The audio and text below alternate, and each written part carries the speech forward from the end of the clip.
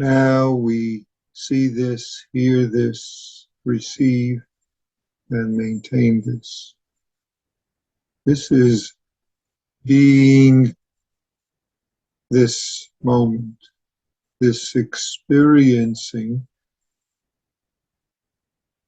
that is our life, this experiencing that we call Buddha nature sometimes, which is what enables us to relieve suffering, harming, if we truly, as we truly live this. It's not something extra. When we say Buddha nature pervades the whole universe in the beginning of the dedication, we're not talking about two things, Buddha nature, the universe. No, just as when we sit, when we live, when we are this experiencing of our life, it's not experiencing inside something that's outside. We in our life are not two. That's why we could say being this moment is neither inside nor outside.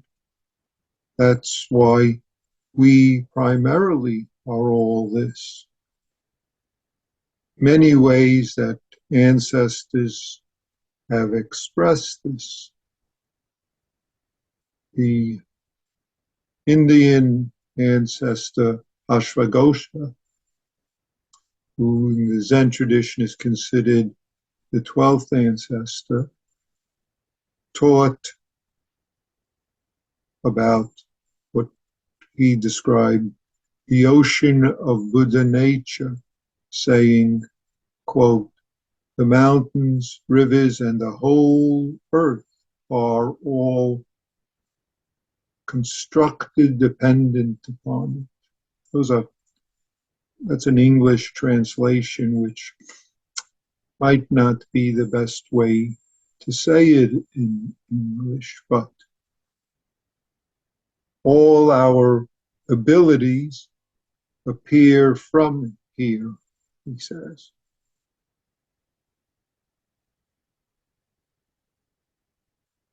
All our abilities appear from here.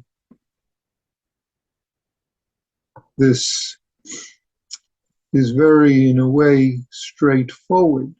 We call this, he says, ocean of Buddha nature. It's an ocean that has many forms, as we all live in a life, a universe of many forms. Ocean of this nature. It's a common term used in Buddhism, in Buddha's teaching, especially in East Asia.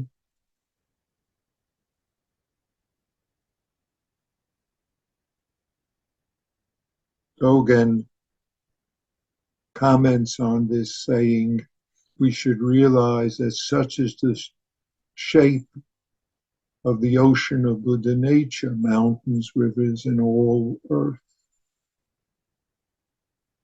Therefore, he says, seeing mountains, rivers is seeing Buddha nature.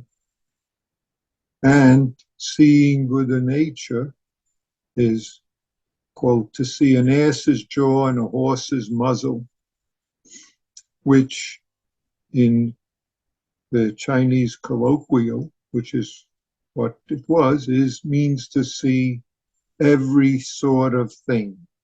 It means to see, be seeing. We are dependent on it in this sense that it is us. This is our functioning. This is both what's called samadhi, and this is all the 6 forms that we manifest as humans, as practitioners, as all accomplishments. It's all of what we are. That's why in the dedication, Buddha nature pervades the whole universe. When we sit with being just this moment, being this experiencing and discovering sometimes ways that we refuse to be where we are, primarily when we're caught up in our ideas and thoughts. Not when we have ideas and thoughts, not when ideas, thoughts, feelings, and so forth arise, but when we're caught up in them, when we hold on to them.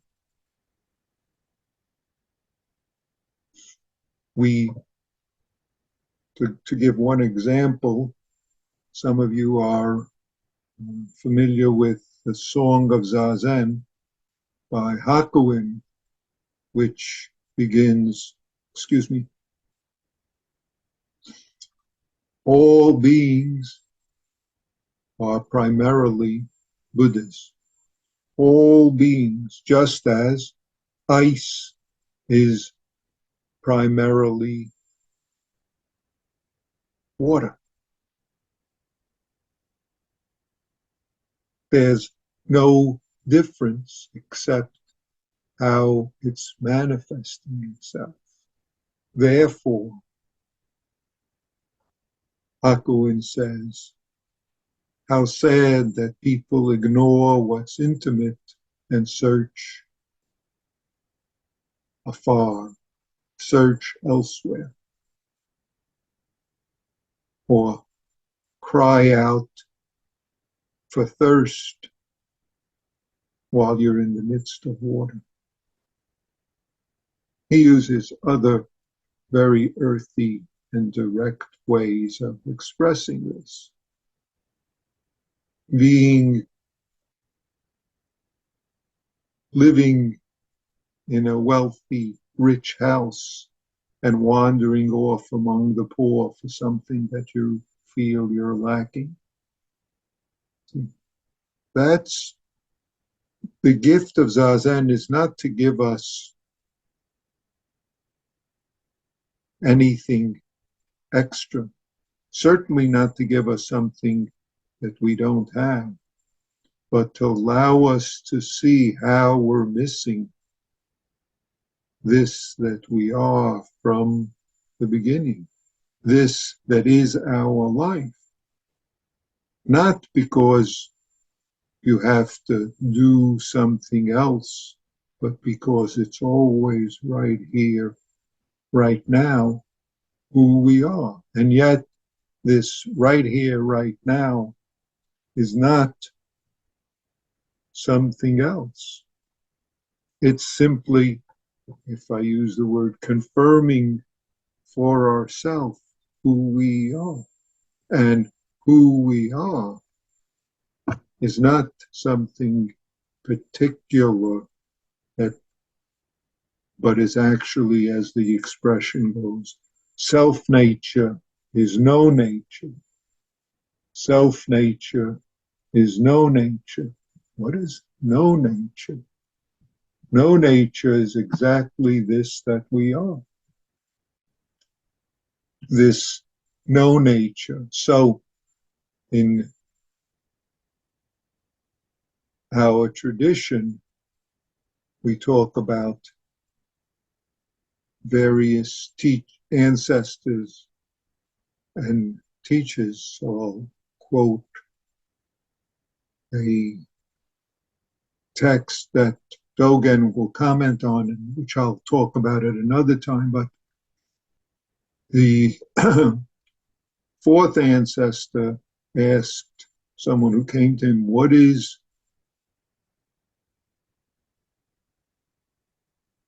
the fifth ancestor, excuse me, the fourth ancestor, I'm right. The fourth ancestor asked someone who came to him, "What is your name?" He and the person who came, who eventually became the sixth ancestor, the fifth ancestor said, "I have a surname, but it's not an ordinary surname." So he said, "Yes, what is the surname?" And he said, "It's Buddha nature." So his teacher said, "You have no Buddha nature." And he replied, "It's because Buddha nature is no nature, is empty, that you say I have none." Interesting dialogue. What's your name? I have a name, but it's not an ordinary name. What is it? It's Buddha nature. You have no Buddha nature. Yes, that's true. Self-nature is no nature. Therefore, we can be this moment because we aren't hindered by self-centered ideas, or we could at least notice the self-centered ideas and attachments that blind us to who and what we are at this moment. So that, therefore, in sitting, it's very simple. Being this experiencing, which doesn't require us to do anything extra, doesn't require special abilities, each of us exactly with the capacities that we are, is being this moment, including thoughts, feelings arising, including every aspects of functioning the way we do, not the way anyone else does, but the way exactly I hear, see, smell, taste, experience. Being this experiencing. It's not a matter of good, bad, better, worse. The experiencing of right now, and yet not being hindered by what we add on, therefore, thereby, because of all the rest of the ways that we distract ourselves from this experiencing and therefore miss this very moment. All practice is being this moment, how it manifests for us. Not it for us, but how it manifests as us, as our life. The life of the room, cars, noise, other people, events,